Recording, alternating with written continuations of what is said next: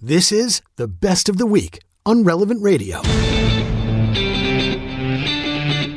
I think the average student at a college, university, or even, your nice woke Aunt Susan or your neighbor down the street, they are not steeped in Hegel. They don't consider themselves Marxists. And this is part of where the confusion lies, is that it's ostensibly a movement just for justice. And who doesn't want justice? It's a movement that wants to fight racism.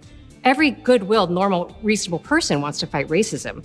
So there are all of these very, deeply actually Christian claims. Christians are supposed to be people of justice, supposed to be people who are fighting against injustice.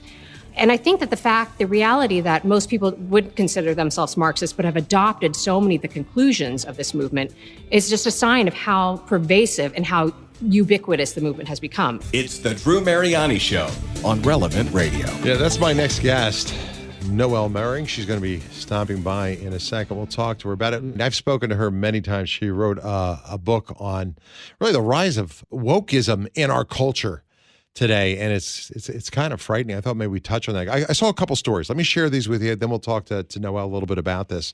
There's a surgeon, I should say, in Texas who's facing federal charges for allegedly exposing personal medical data of patients at Texas Children's Hospital who were undergoing so-called gender transitions. His name was Dr. Eitan Haim, and he is accused of snatching the information, sharing it with a conservative activist with the intent of causing malicious harm. He wanted to sully the hospital. He, of course, denies doing it. He says he acted as a whistleblower because the hospital publicly stated that they were no longer doing surgeries when, in fact, they were. Texas has since outlawed such procedures on minors, but the law is being contested in court.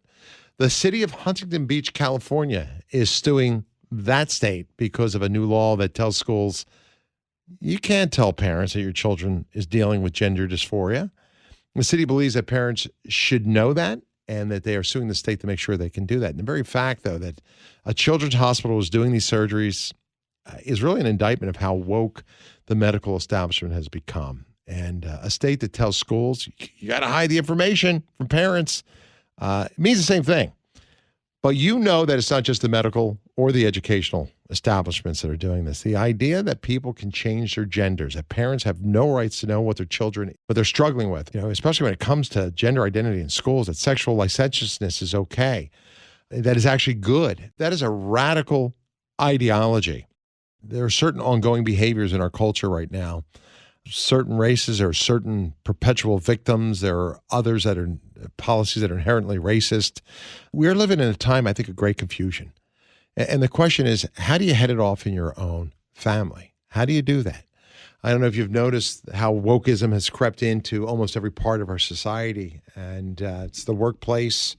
As I said, it's the school, it's the hospital. There's a book out called Awake, Not Woke. It's not just a social movement. It's a cult of progressive ideology, written by Noelle Mering. She joins me today, and it's great to have her in studio with us. Noelle, thank you for what you've done. I saw those two stories earlier today, and I thought that's just very simple examples of what we're seeing.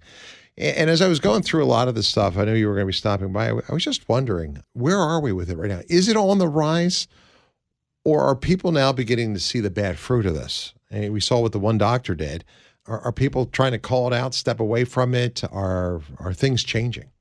Yeah, I think there's a couple of things going on opposite ends of the spectrum. So I do think that over the last few years, as I talk to people about this movement, there's far more people now who are privy to what's actually happening and seeing it for what it is. And I think that is a great sign of hope and a natural course of things. The woke movement by nature always overreaches. It's always escalating. Mm-hmm. And so the manipulation grows and intensifies as it escalates, and people start to wake up to what's really happening. And so I think that that's an important thing to realize, is that though the escalation feels kind of scary, it's also at the time when people see it through it. Now, on the other hand, I think that there's a lot more of our young people who are swept up in it. Yeah. So that, the rising generation has really been seeped in it through everything you say, through their school environment, the school culture, the books, through their media, the technology. I mean, all of these things have kind of coalesced and converged to really try to radicalize them pretty young. And so I think that there's a lot of destabilizing in the rising generation. So I think that there's those two things are both happening. I think a lot of people are waking up to what's happening, and a lot of people are still getting pulled into it. So we still have a lot of work ahead of us. To me, it's crazy. I mean, maybe we should do this too. I mean, I have your book. I've talked about this many, many times on the radio, but explain what wokeism is. I mean, it was a relatively new term, being woke. I remember when it first came out. What's woke? What's it mean to be woke? Now it's a part of our lexicon, right? It's part of our vernacular. It's infiltrated everything, as I point out. Explain what wokeism is, and is it a reincarnation of something that existed prior to that? And how did it get such traction? Yeah, I mean, in some ways it feels, specific to our time, but it really is a reformulation of old, sort of terrible heresies and ways that human beings have been tempted from all, ever since we were created, for the fall in the garden. What I define it as being, and what I think it actually is a movement of atheism, utopian atheism, revolutionary movement. And I think the two things to really drill down into that it really fuel the revolution are the tribalism of identity politics. So reducing every person into a collective politicized identity and then making sacred certain identities. Yeah. And then the second fuel, I think, of the revolution is an ever-evolving sexual revolution that really has no limiting principle whatsoever. And so what happens, I think, it's not merely a sexual revolution as we've used that phrase for decades. It is actually celebration of transgressive behavior. So the idea being that we are oppressed by groups outside of ourselves, so if we are in one group, then we're oppressed by these other groups and the system at large. Right. But our oppression is also from the moral law.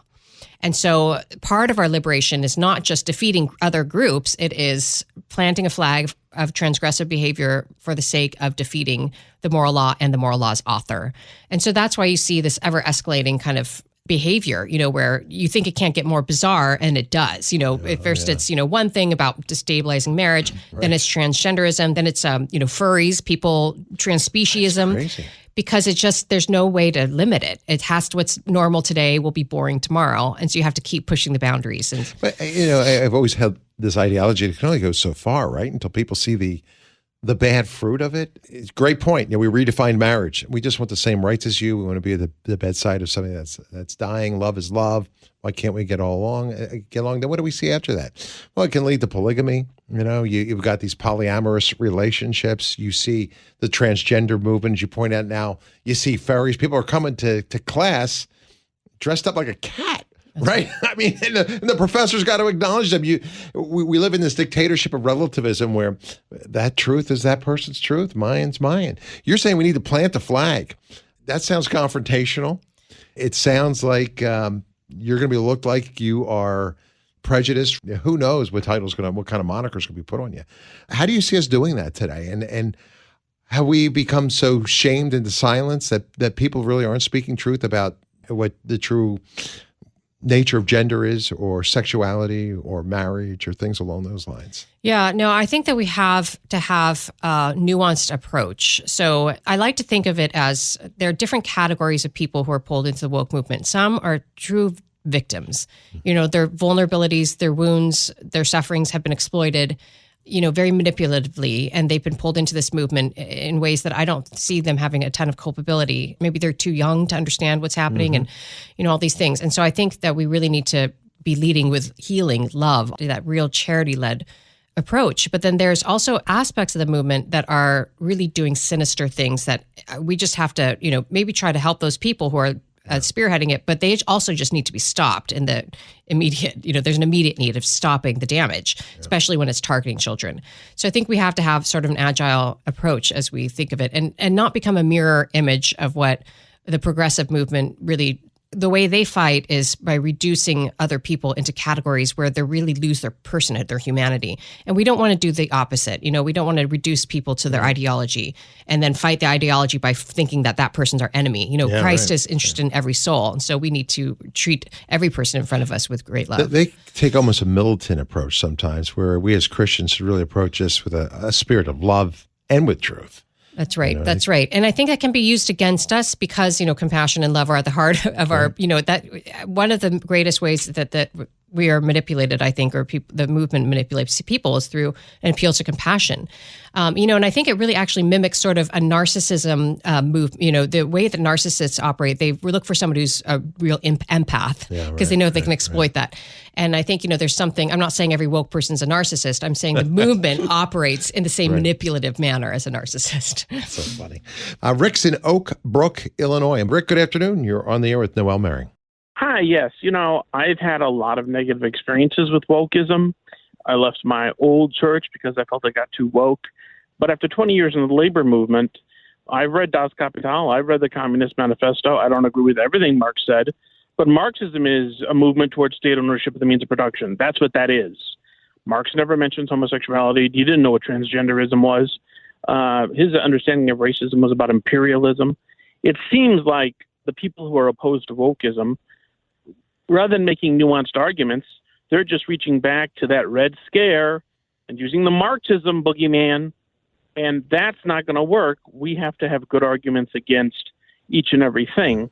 But calling everything Marxism is unfair because I live in America. We have one of the most, let's be honest, we have one of the most unequal distributions of wealth in the industrialized world. And I don't hear anyone saying we need to have the state ownership of the shoe factory or the car factory. Indeed, those are all gone overseas. Rick, thanks for your call. I'm going to let Noelle respond. I think she has your point there. Are we seeing the tentacles of Marxism in this? Are there vestiges of it? Yeah, I certainly agree with the caller. You don't want to lazily call everything Marxism without deep thought, and that's certainly something to avoid. However, Marx was not purely talking about economics. He was really making a lot of anthropological claims, and he was first and foremost an atheist. That was rife throughout his writing. Also, Engels wrote about how the husband is the oppressor of the wife, in more or less words, that the wife is the proletariat and the husband is the bourgeois. So they were already questioning this present state of marriage and how it should be dismantled. So there were seeds of revolution that, he was mostly writing about a class revolution, but the people who were devotees of Marx that came after understood pretty quickly that the way to make it spread was to seed revolution in all the institutions throughout the West.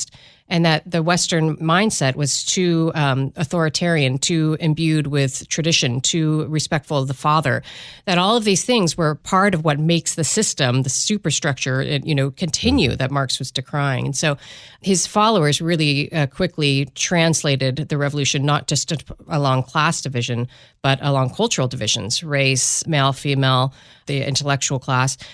So it was brought in pretty directly after him. And, that's why we see many of the leaders, for example, of the Black Lives Matter movement said that they were devoted Marxists and that they were trained Marxists.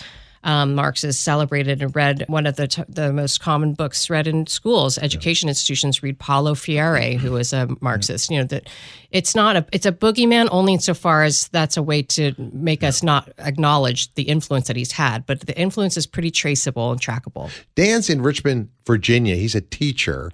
He's got an interesting story to share. Dan, good afternoon. Hi, thank you for taking my call. I really feel that sometimes these tools of wokeness can be turned on the system itself. If I were to have an 80-pound or 110-pound cat in my room, I would consider that a danger to the other students and to myself, and I would require a cage. No. And I would accept losing my job for that. That's clever. I had not thought of it that way. But you're right. I just was talking to a woman today who in her kids' school, the teacher provided a litter box because one of the students identified as a furry or as a cat. So, this is... Is that true? Yes. I thought that was a rumor. I've heard that several times. And this woman had personal They actually experience. got her a litter box because she identified I don't know if she defecates in there, but... They need to get her a therapist is what they need. Anyone really who thinks that they're an animal. It's bizarre and it is so sad. I think we should be people who are not demoralized, discouraged. We know that God wants this culture transformed towards him, back towards him. We know Our Lady is advocating for that as well. So we should have all the hope and the confidence in the world that, the truth can withstand any scrutiny. The only thing we have to fear is God. If we lose our fear of God, we start to fear everything else. If we retain our fear of God, we will step out in courage and we can really change the culture for the good. Check out Noelle's book, Awake, Not Woke. Also, theologyofhome.com. That's right. It's her website. And share the podcast. It's well worth revisiting if you've missed any part of it. I'm Drew Mariani, out of time for the day. Remember, God loves you. And So do I. Have a great afternoon.